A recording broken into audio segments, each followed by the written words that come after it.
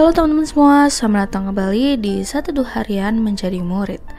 Nah, kalau kita kemarin baru aja selesai kejadian 35, hari ini kita akan lanjut ke kejadian 36 dari 1 sampai 19 nih teman-teman.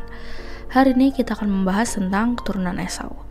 Nah, seperti biasa aku akan bacain dulu bacaan firman Tuhan kita untuk hari ini ya teman-teman. Kejadian 36 ayat 1 sampai 19, keturunan Esau. Inilah keturunan Esau, yaitu Edom.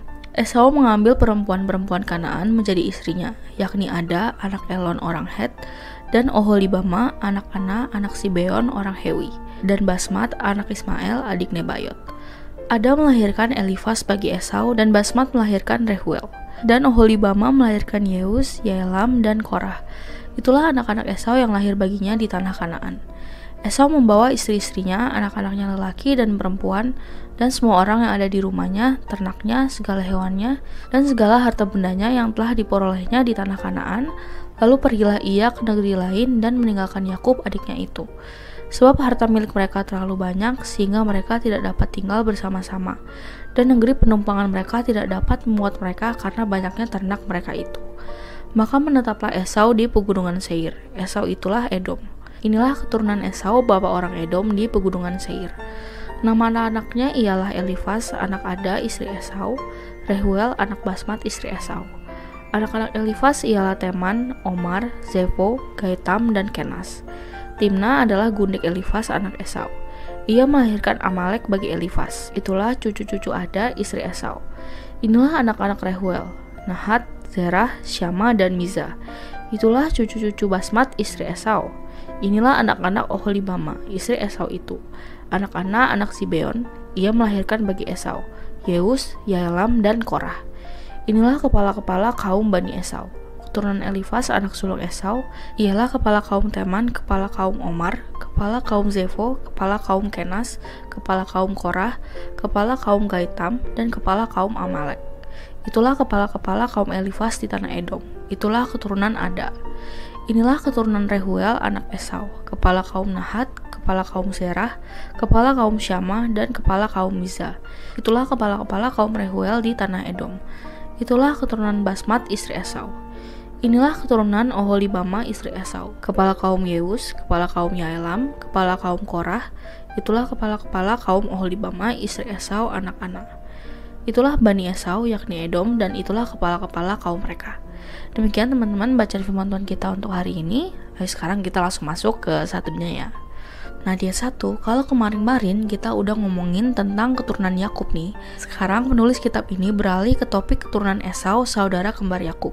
Ini dia keturunan Esau yang arti namanya berbulu, yang punya nama lain Edom, artinya merah. Di 2-3, sebagaimana dijelaskan sebelumnya, Esau itu berpoligami guys. Ia memperistri putri-putri Kanaan. Yang pertama adalah Ada, orang Het. Kedua adalah Oholibama, orang Hewi. Dan yang ketiga adalah Basmat. Dalam keterangan istri Esau sebelumnya, urutannya tidak sama dengan dalam perikop ini, namun sama-sama menjelaskan bahwa Esau memiliki istri. Dari 4-5, Ada melahirkan Elifas, Basmat melahirkan Rehuel, Oholibama melahirkan Yeus, Yaelam, dan Korah. Itulah anak-anak Esau yang lahir di tanah Kanaan, sebelum ia dan seluruh keluarganya meninggalkan Kanaan. Dari 6, Esau membawa istri-istri, anak-anak lelakinya, dan anak perempuannya, dan semua orang yang ada di rumahnya, dan ternak-ternaknya, dan semua kekayaannya yang diperolehnya di Kanaan, dan ia membawa mereka semua ke perdesaan, ke sebuah negeri dari Seir. Dia 7, karena kekayaan Esau dan Yakub berlimpah-limpah, juga keluarganya banyak. Tempat mereka di Hebron tidak dapat menampung keluarga dan harta milik mereka berdua. Karena itulah Esau pergi. Esau menyadari tidak mungkin ada dua kepala suku yang begitu kaya dan berkuasa bersama-sama menduduki satu tempat. Ayat 8, demikianlah Esau tinggal di Gunung Seir. Penulis kitab menekankan nama lain Esau. Esau adalah Edom guys. Dan 9, menuliskan generasi Esau, bapak orang Edom atau pendiri bangsa Edom. Dari 10-12, anak-anak laki-laki Esau adalah satu dari Elifas. Ada Teman yang nantinya diberikan kekuasaan distrik Idumea, lalu ada Omar, Zefo, Gaitam, dan Kenas. Nah si Elifas ini punya selir aka gundik namanya Timna dan melahirkan anak buat Elifas yang dikasih nama Amalek. Yang kedua di ayat 13 ada anak laki-laki Esau dari Rehuel. Ada Nahat, Zerah, Syama, dan Mira. Lalu yang ketiga di ayat 14 itu adalah anak-anak Esau dari Oholibama. Itu ada Yeus, Yalam, dan Korah teman-teman. Lalu di ayat 15 sampai 16, keturunan Esau inilah yang nantinya akan meneruskan pemerintahan Edom yang akan menjadi kepala suku dan mengepalai 1.000 orang, guys.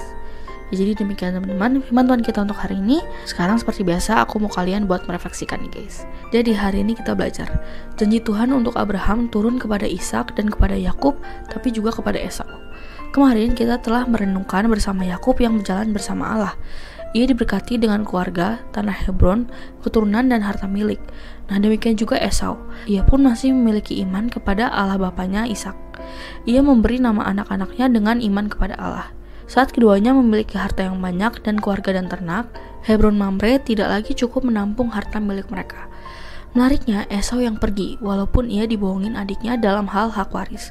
Namun ia menyadari keteledorannya menyerahkan hak waris itu dengan kesalahan tidak menganggap serius. Karena itu, ia pergi menanggung kesalahannya. Ia berjuang merebut tanah Edom di pegunungan Seir. Tuhan menganugerahkan kekuatan dan strategi perang untuk Edom, hingga ia bisa menguasai tanah Edom di pegunungan Seir itu dan memulai peradaban dengan klan berdasarkan keturunan Esau, aka Edom. Tempat yang dibuatnya itu diberi nama berdasarkan namanya, yaitu Edom. Ia mendirikan suatu bangsa. Anak-anaknya menjadi kepala suku berdasarkan namanya masing-masing. Nah, dalam narasi kejadian berikutnya, teman-teman akan sering mendengar nama keturunan anak-anak Esau dan Yakub ini.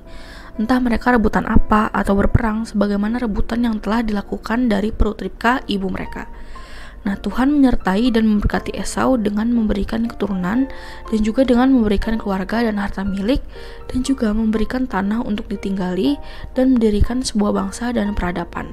So, walaupun oleh karena keteledorannya, Esau telah menyerahkan hak warisnya, namun janji Tuhan pada Abraham dan Ishak untuk memberkati dan menyertai keturunannya itu juga dirasakan dan digenapi melalui Esau dan keturunannya. Artinya, Tuhan menggenapi janjinya.